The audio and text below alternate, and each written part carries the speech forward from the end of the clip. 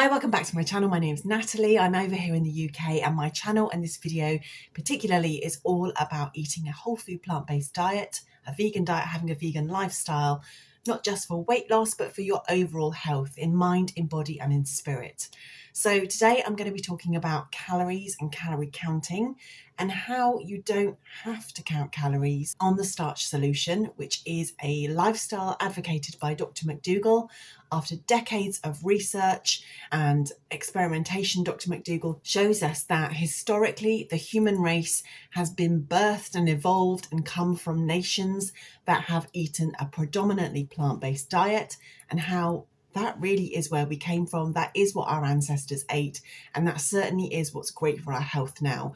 Not just looking at historical data can we show that, but also looking at what's changing in the last 50, 100, 200 years in our diets and our lifestyles, and seeing that actually these diseases that are very prominent in today's society have come from the way that we have changed our foods. We've changed our food choices, habits, we've definitely manipulated food, and we have created a whole new way of eating that, because we've grown up in it, we think it's totally normal, but it totally isn't normal when you look at the really big picture. So Dr. Mcdougall explains to us that the people from Peru, they had a potato-based diet. The Asians had a rice and vegetables-based diet. The people in the Middle East had chickpeas and vegetables-based diet.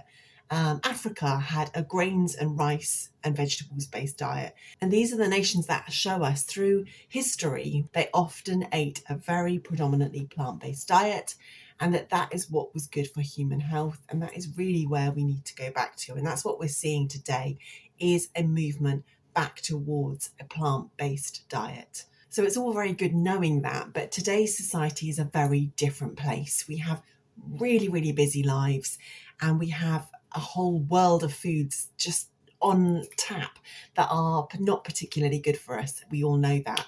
And it's led us down a path where people are making bad choices with their foods, but they are also eating for reasons that is not a good reason to eat. You know, we've all been there, I'm sure.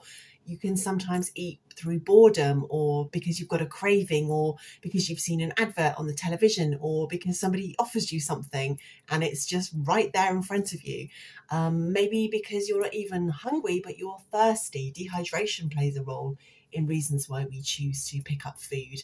And also we've kind of got into this set pattern of eating at certain times just because it is breakfast time, or it is lunchtime, or it is our dinner time, and not actually listening to our body. Is our body hungry now?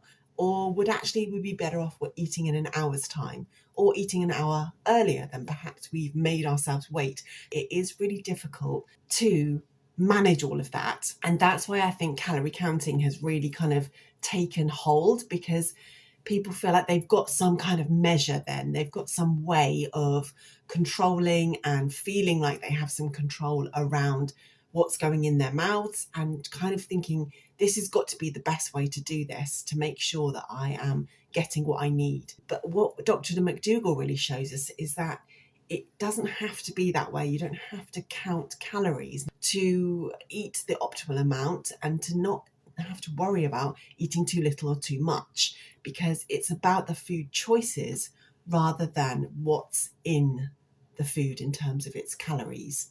So he teaches us about calorie density, which is a fantastic way to look at food.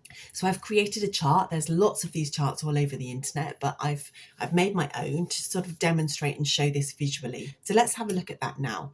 So this chart shows us the green bars are the low calorie density foods. We've got calorie density going from low up to high, from 100 calories in per pound of food right through to 4,000 calories per pound of food. And it shows us that it's our vegetables, fruits, grains, starches and legumes that are all under the 600 calories per pound. And these are also, lo and behold, the foods that have the highest nutrient density as well. So not only are you going to help yourself in terms of weight loss or weight maintenance, but you're also going to be ramping up the amount of nutrients that you are eating when you eat foods this way. After that, you've got the orange bar of avocados. Now, avocados have been separated out from fruits because of the huge amount of calories that are in avocados. There is nothing wrong with avocados in terms of them being a healthy food and with lots of nutrients in them. But if we eat too many of them and eat them regularly and daily, then we are likely to have troubles with either losing weight or maintaining our weight. Possibly. Everybody's different, and this is just showing us a guideline. So it's really those first 4 bars, the green bars. If we stick to those 4 food groups, then we are thumbs up, good to go as far as calorie density goes.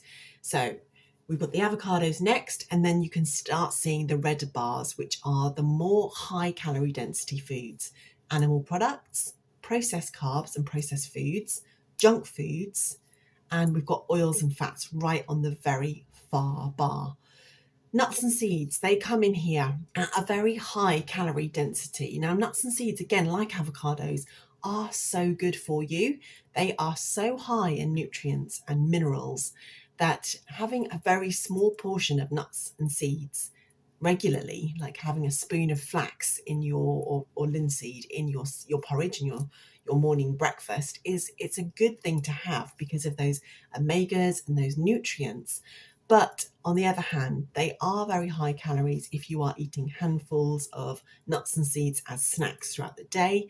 Again, if you are looking at this from a weight loss perspective, that is not going to help you and it will hinder your weight loss. So if we zoom in now to these 4 bars, which are green, and have a look at them in a little bit more detail, you will see we are with the fruits, the vegetables, the starches, the grains, and legumes. So you're going to quickly think about things like bread or cereal or tortillas or pasta.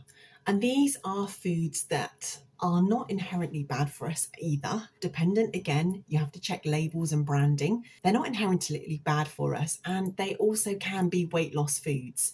It's just that it depends on how often you're having them and also where you are in your journey. If you've got 200 pounds to lose, then having things like whole wheat pasta and some corn tortillas that aren't full of oil and additives and rubbish is not going to be a problem at all. Literally no problem. They are going to be weight loss foods to you.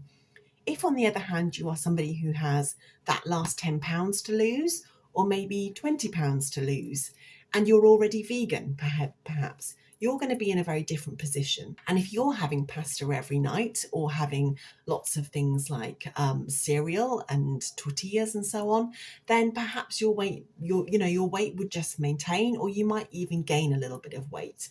Again, it does depend on the person and how much you're having, and also what else is in that product, because there are some really great products on the market which are oil-free and have very few ingredients, and then there are other things that might on the surface look very similar, and then you look at the back and you can see that no, they are really not like for like at all. So you do have to be a bit savvy about eating those processed products that are still plant-based and still might have a label that makes them appear very, very innocent and healthy. If you'd like me to make more videos about things like that, I'd be happy to. But for somebody like me, I am trying to lose that last 20 pounds. So I am going to be sticking mainly to these 4 food types, these vegetables, fruits, grains, starches, and legumes, which is all very well to know in practice, but how do you really do that and make that sustainable and a lifestyle? Well, whether you are really creative and you love being in the kitchen and you love recipes, or whether you just want to keep this very, very simple, eat just kind of basics, either way works. I am definitely heading more towards getting my diet to be more simplistic and just eating the whole foods.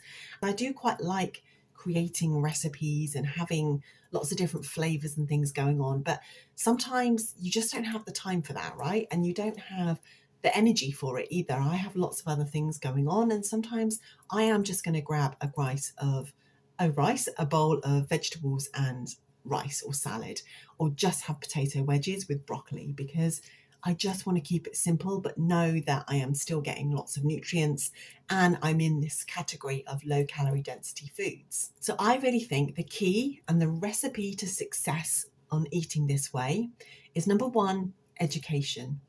because there is a little bit to learn. There is a lot to consume out there as well if you want to do a lot of research on the whole food plant-based eating.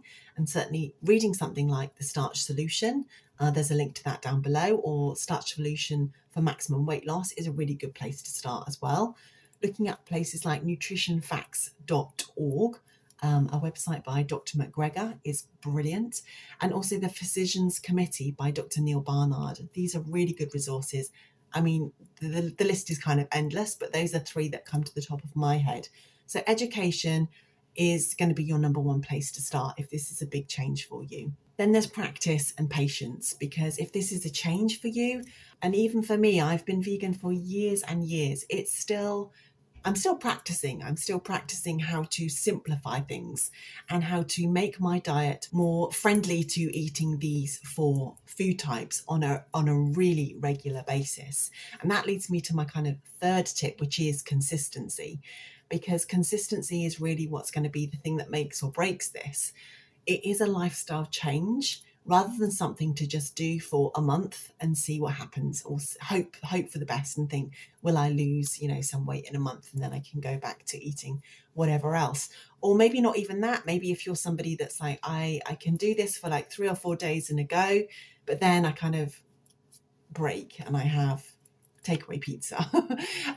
It's that consistency which is going to yield you the best results.